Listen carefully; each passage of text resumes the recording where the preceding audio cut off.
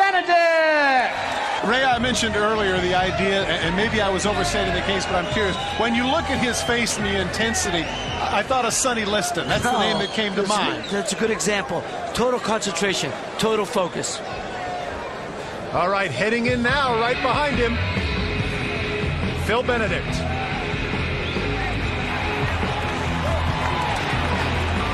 I really think that an issue here might be the length of the legs and the arms, Bob. 5-inch advantage to Gracie, and because of his flexibility, I think that's something he'll take advantage of. You're absolutely right. One of the things you watch with the Gracies, they make maximum utilization of their legs. They use them equally with their hands.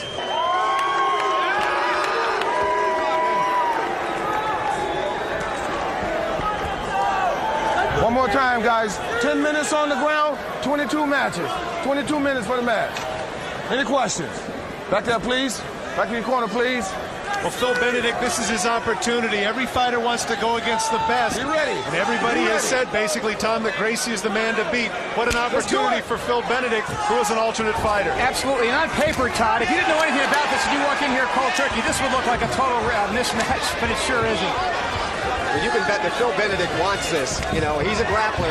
This is what he wants. As you can see before the match, Phil Benedict, which was what I said before in the beginning of the match, it seemed to me he was hyperventilating. He was breathing real heavy, watching me be extremely nervous and make mistakes early in the match. Well, you know what, gentlemen, I'm surprised right now that we've had this much time up on their feet. Well, I think Phil Benedict, probably part of his strategy, he thinks he's stronger, so he wants to take advantage of that, see if he can hurt Renzo before he takes him to the ground. Once again, you have to wonder if this is part of the plan for Gracie as well. Now you see the use of the legs. You did see the use of the leg. He took that left leg, took advantage of him. Now this is Renzo Gracie's area. He's underwater now. This is where Benedict has to be careful because he's giving up his throat. And so many times the hits to the back of the head when you're on the bottom are actually more of a problem to yourself because of your knuckles than they are to somebody else, Bob. You're absolutely right. Now, Renzo Gracie has got Phil Benedict in the mount position. It's a very powerful position to win from. You've got lots of opportunities for arm locks, chokes, neck cranks. One of the things that Gracie does well, take a look at the legs behind. You see his legs crossed. That's the reason why Benedict cannot get out. Exactly. And that's the point with Brazilian Jiu Jitsu. They make use of their entire body. Phil Benedict has got to get out in this position. And you notice he's not using his legs. Right. Meaning Phil Benedict. Well, once again, the energy for Phil Benedict has to be in defense, Tom. Absolutely, absolutely. And this is the position that Gracie just lives for, like this. And Benedict has got to lose those legs to get out of this predicament, or he's just going to be cannon for. There you go. That's it. It's all over.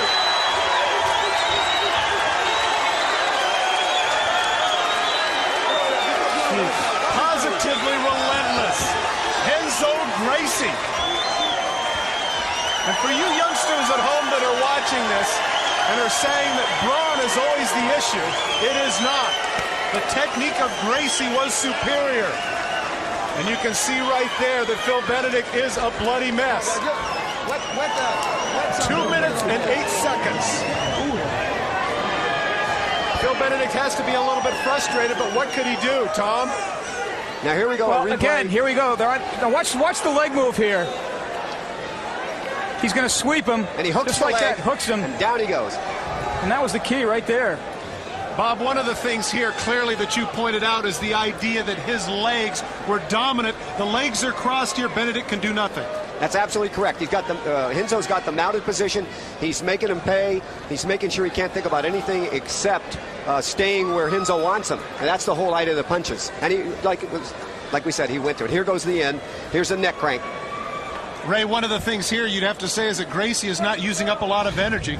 My thoughts exactly, Todd. You could see when he was on top of him, he was just sitting there kind of resting, letting Benedict use all his. Okay, let's go up to John Higginson.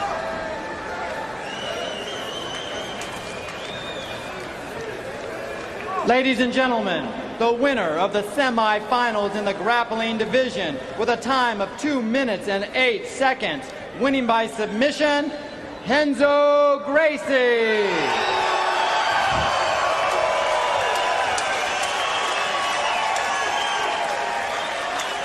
Well, Tom, one of the things that you have to say there, and you have to appreciate the sportsmanship of Gracie there, he does not want to have the same attitude he did the first time.